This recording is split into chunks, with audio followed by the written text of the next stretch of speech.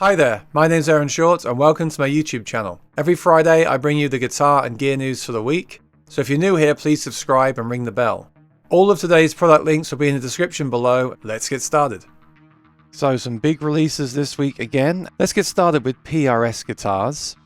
Everyone knows this. This was a big launch that was announced a few days ago. We've got the SE MkII. So you've got the single cut, the double cut. I love the look of the double cut myself. And you just got to give it to PRS guitars. These SEs look really, really great. I mean, look at that. That's fantastic. I haven't played them. They look great. They seem very versatile as well. If you look at the routing here of the controls, you have the split. You have all these different pickup configurations. There's no denying that a guitar like this would be amazing for a gigging musician. If you want to go out and play a great solid guitar, which is very versatile, but not take like a $3,000, $4,000, $5,000 PRS, then this is the way to go, right? And then the big one, of course, we knew this was coming, the SE DGT. But the DGTs, I mean, look at that. It looks great, doesn't it? The DGTs are so sought after. They're so expensive now, especially if you look at the 10 tops and guitars like that. But this thing looks great. Again, it's got that switching where you've got the split coils. It comes with 10 gauge strings, whereas the core model comes with 11 gauge. So that's interesting. And also, some reviewers have noted that these are very light, and the core models are not often as light as these. That's one thing I've noticed with the SEs. Yes, they look great for the money. Yes, they're amazing instruments.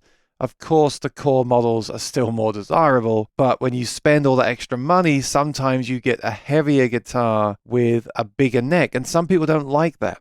Now, if you do like that, and you want the core model, of course, you get the core. But personally, I like the idea of the core model, but when you get a neck shape that you prefer on the SE and a lighter guitar for that much of a difference in price, it makes it much harder to justify. So hats off to PRS for that. Then on the premium end, we do have the modern Eagle 5. So these are really interesting. You have all these pickups on here and you can switch between loads of different pickup settings. But these are obviously much more premium price guitars than the SEs. This is a core model now. Used to be a special edition and now it's a core model. We have a 10th anniversary S2 and we have a limited edition DWCE24 hardtail. I believe these are being made for this year, and after this year you can't get them anymore. Finally, we have the Sonzera 20. So this is cool. It's an amplifier. Now, I got really excited when I saw this. I was hoping for a lightweight amp with maybe IRs out to front of house. That's the sort of thing that I'm looking for these days. But you don't get that.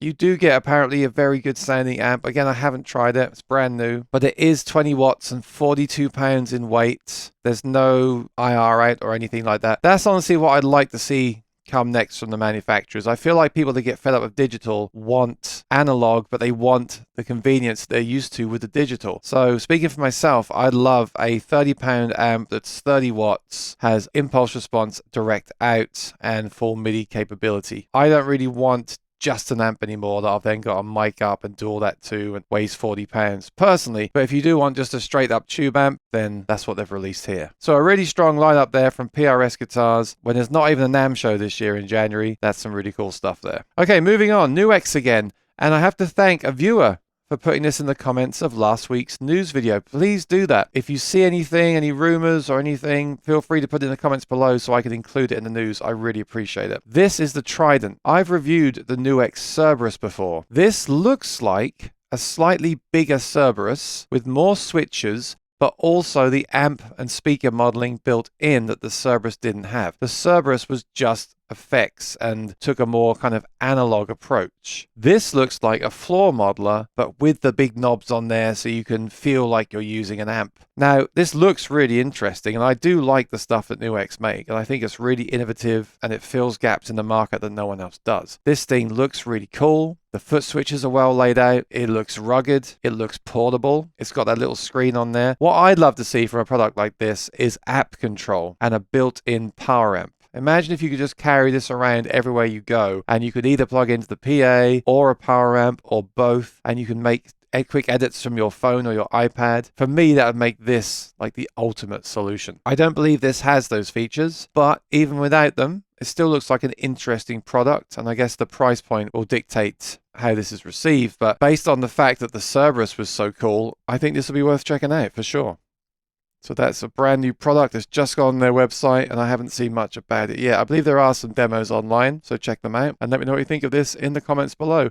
There's another product from NUX I want to quickly mention. This is their B-7PSM in-ear monitoring system. So I reviewed something like this for X5 a while ago. This one looks a bit more sleek, I have to say, and this one is stereo. A big complaint with the X5 product is that it was in mono. So this is stereo. I've got to say, that's really cool. I love the look. I love the feature set. I love the fact it can be charged up in a little charging case. I love everything about it. My biggest problem so far with these products from NUX is interference and dropouts. I've had that with their wireless stuff. I've had some interference with their other products. Maybe they're using different technology now. I don't know. This technology is always improving, but I always want to tell you my experiences on the channel. So if you've had a different experience, let me know in the comments below. Okay, up next we have the UA Sphere modeling microphones. So I love universal audio stuff. I use the Apollo Twin X. I'm using it right now for this video. So these are not affordable microphones. These are premium priced, but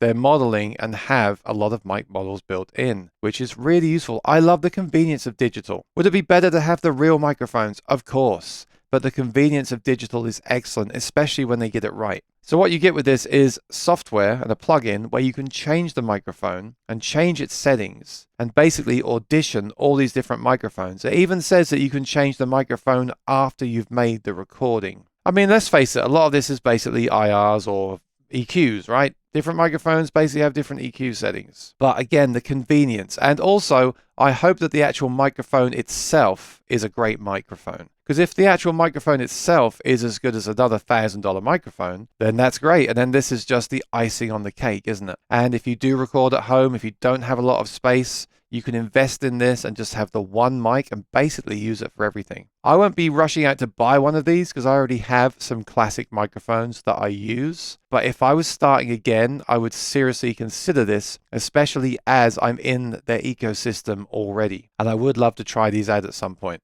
Just to show you the pricing, the DLX is $1,499 and the LX is $999. And the difference, it seems, really is what you get with it software-wise. So the DLX has 38 mic models and the LX has 20 mic models. This would be really great for acoustic guitar demos because I could show how an acoustic guitar sounds with different microphones. Next up, some news from Boss. So there's some new katanas, the Katana Artist Mark II Head and the Katana 50 Mark II EX. So previously, the Katana Artist Mark II was only available as a combo, and now we have it in a head. Unfortunately, this head doesn't have the built-in speaker that the regular Katana head has. And the Katana 50 Mark II EX is a combo, it's 50 watts, and it now has support for the Boss GAFC and the GAFC EX foot switches.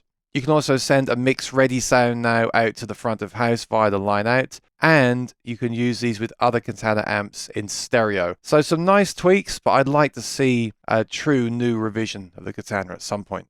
Okay, last but certainly not least, especially for me, Cole Clark Guitars on their Instagram page showed a new guitar. Now at first looks, it looks like an electric guitar because you've got routing in there for 3 pickups, 2 humbuckers and a single coil in the middle, and the controls of course. But if you look at it closely, it's too deep to be an electric guitar, I think. This looks like their thin line model. So it looks to me like this is their thin line acoustic guitar with the acoustic system, and then rather than just the 1 humbucker in the bridge, they're going to give you 3 electric pickups. So you're essentially going to have 3 acoustic pickups and 3 electric pickups in one guitar. It's really cool. So I have tried the humbucker Cole Clarks before, and I didn't really get on with it because the acoustic strings were too quiet on the B and E, because acoustic strings don't work very well with electric pickups. But I saw on their Facebook page that they've said that they've found a way for their pickups now to correct that problem. So it looks like they're going to have their own pickups in this guitar, and the strings will be balanced when you use the acoustic strings. You might still have 12 gauge strings on there, and they're still acoustic strings, so I'm not sure this will do your metal songs or your rock band songs. It might do, but this will be a truly versatile instrument, especially if you play in a band and your main sound is the acoustic. but then you also want access to various electric sounds. I mean, there's going to be so many combinations of tones you can get with this. It's going to be crazy. I'm really excited to see the final product.